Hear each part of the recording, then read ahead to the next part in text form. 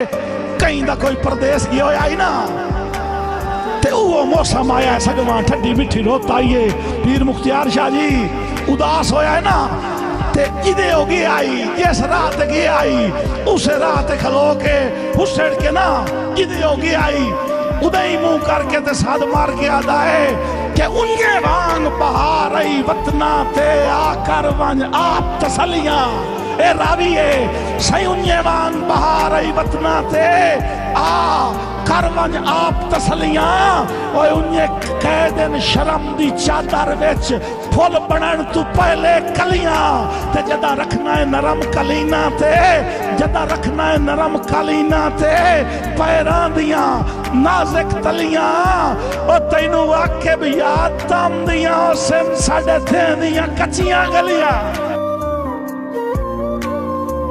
सही तू बंदा था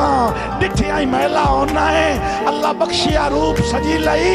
माशाअल्लाह कहंदी नजर न लग जावी अख चीरवी बहुत लचकी लई ते रूठा ना कर आकिब कमले दा तेरे बाजू कौन वसी लई ओए हार कहीं दी गाल ना मान लई कर ए मुल्क बड़ा दर्दी लई तेरे हाथ नो जदन दा हाथ लाया है दोरी प्यार दी चस हो गई है कड़ी पित्तल दी वध गई है सोने तू तेरे नाल जो मस हो गई है ते असी आकिब हुसन शनासा से असी आकिब हुसन शनासा से ताई जिंद बेवस हो गई है और सोने बहु बहु वेखण दुनिया ते तैथे आन के बस हो गई है रावी आले बहु की थी ये कोशिश मेरा बस नहीं चले आ कि मैं आके शक्ल विसारा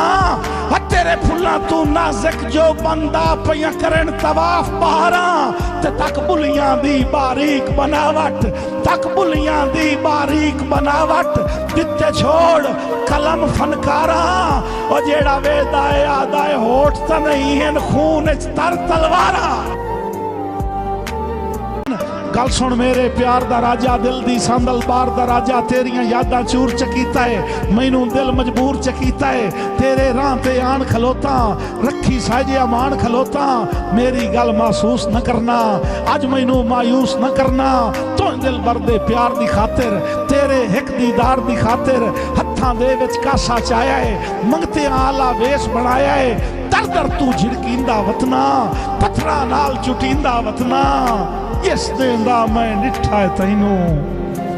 रब जाने की हो गया मैनू तेरिया नीलियां नीलियां अखी मैं तू ढेर नशीलियां अखी सोने ते शर्मीलियां होठा लूडियां ते शर्मीलियां होठा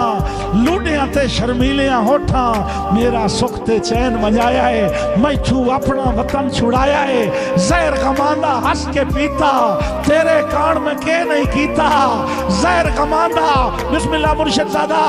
जहर कमांदा हंस के पीता तेरे कान में के नहीं कीता